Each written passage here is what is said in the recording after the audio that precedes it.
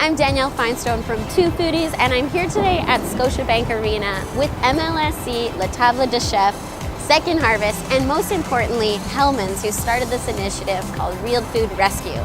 And what they do is they take food that would be going in the garbage at the end of the night, a long game, and they repurpose it and give it to the people who need it the most. So I can't wait to get inside and learn all about this. Let's go.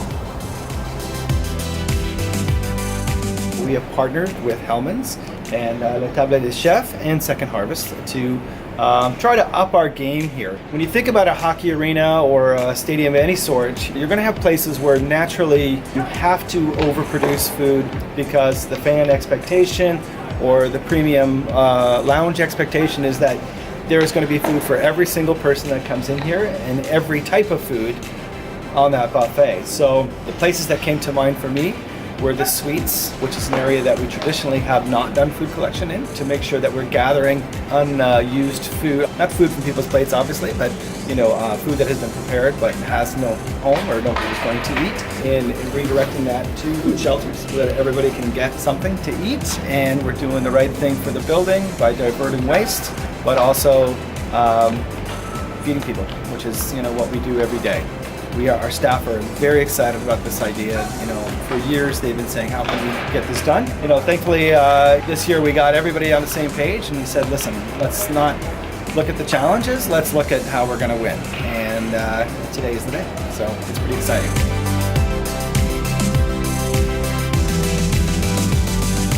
We are in the main kitchen for ScotiaBank Arena. This is where the majority of the food is generated from. Usually it's about 50 people working in here once we get past noon. Everybody's getting ready for the game. But it will also be the place where we come to gather all the food for the lounges and the gondolas and all the sort of internal spaces. Here catering is in a multitude of different things, where we have internal spaces that are built for 10. We have internal spaces built for 200. So for instance, the media would come and we have to feed 150 of them. There's all these different areas, and all of these have some buffer of food that we have to have ready for them. So we give them a pretty good spread down there, but there's always something left over. There's always something that we can contribute. So this is the space that people will come back to and put it together. And these are a couple things that we had left over from last night. So this was a pasta dish that we used for the media space. And then we have a little slaw that went on some of our chicken sandwiches that were ordered as a special for the gondolas last night. So typically this work would be done at night, obviously. We're doing this for demonstration purposes, but this is the very sort of thing. What would we do with one pot of pasta? What would we do with this much slaw if we had no other use for it? Well, now we have a use for it. There's a 48-hour label to say this food must be consumed within 48 hours. The key thing here is food safety. We want to make sure that we are doing everything in a way where we are respecting the food, so that the food that leaves the building, it goes out with the maximum freshness and food security. So this is our catering fridge. So this is literally just food for the catering department.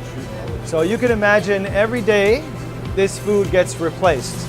We buy it new every day. It literally comes in.